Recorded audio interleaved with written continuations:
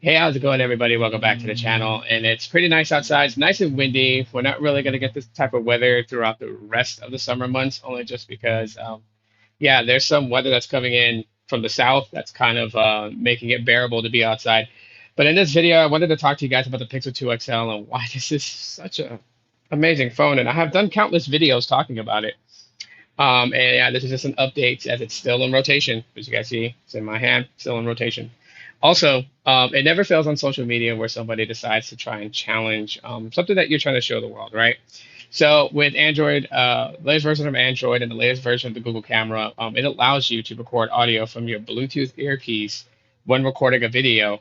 And people would say that because I'm this close to the Pixel 5a that all the audio is coming from the microphone on the device. So to kind of nip that in the bud, honestly, I'll just stand a few feet back, and you should be able to tell if the audio is from the mic on the Pixel 5a or if it's actually from these earbuds, because you would hear a distance between me and the Pixel 5a. Obviously, I'm standing far away from it.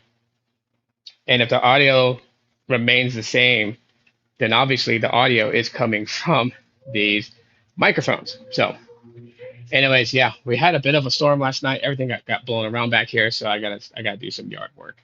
But before I get into that, let me tell you guys why the Pixel 2 XL kind of embodies the statement of instead of going for today's mid-range device, you can go for an older flagship device. The 2 XL encompasses all that.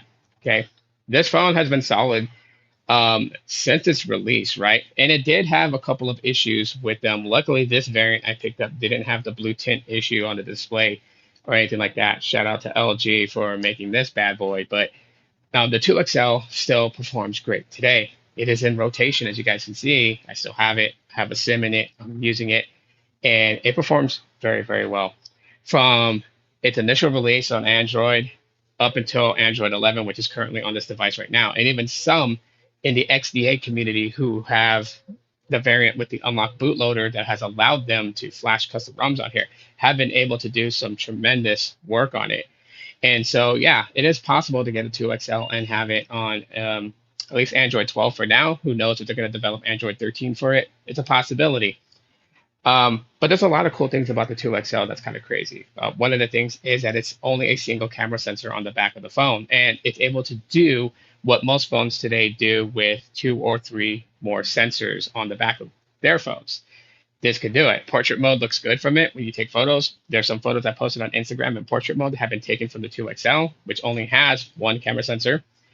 And video recording does pretty good too. I have recorded countless YouTube videos using the Pixel 2 XL, and one of the things I have not seen on any of those videos is that the quality is bad. So that just goes to show that Pixels do all right with video.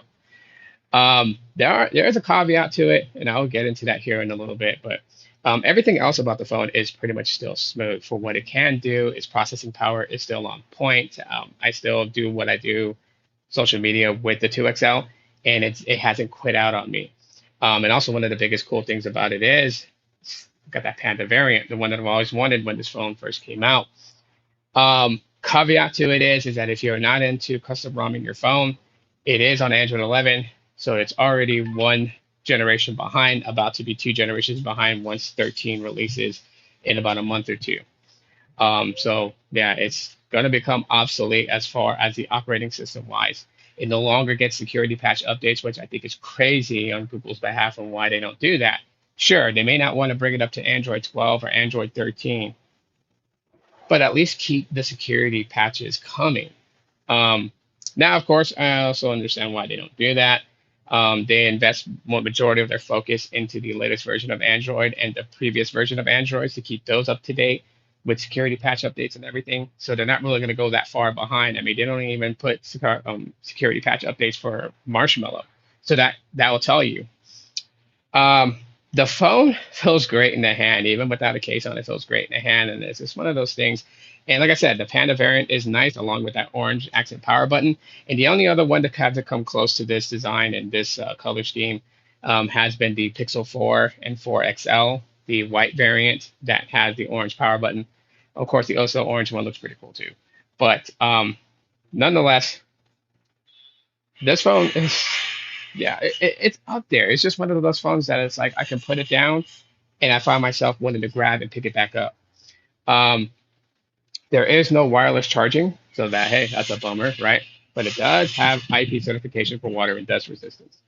So, I mean, as long as the integrity of the body is intact, you should be okay with light splashes and whatnot. So I can go to the water park, I can go to a slip and slide and have this phone with me and it'll be just fine. Um, it has the googliness to it, right? As you can see, Googly likes to make things kind of odd based, which is, I guess kind of the reasons why I like the Pixel 6 because it kind of just sits in there with that googliness design. Um, you got two tone on the Pixel 6 along with that camera bar. You got two tone with the Pixel 2 XL and its Panda White variant. Also, selfie cam does pretty good, and you got that two front firing speakers, so that's great for media consumption and gaming. So the 2XL is just a phenomenal phone, and it's one that, if you're not caught up on the 5G game yet, and you're like, okay, you know what, like I don't absolutely have to have 5G, that's totally cool.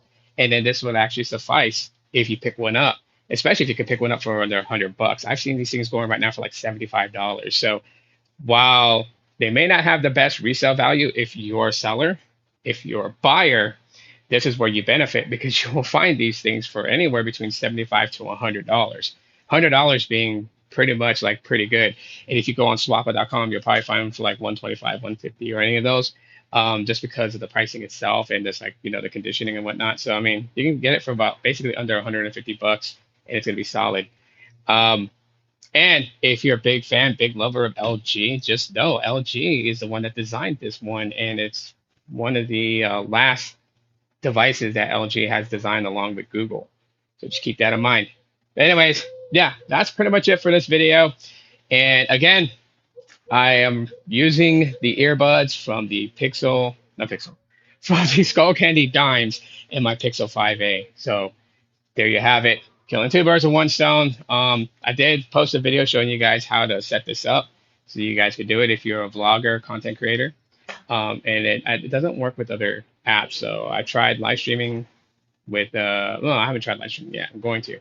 But I tried recording video through Instagram and it didn't come from here. It came from the main mic on the phone.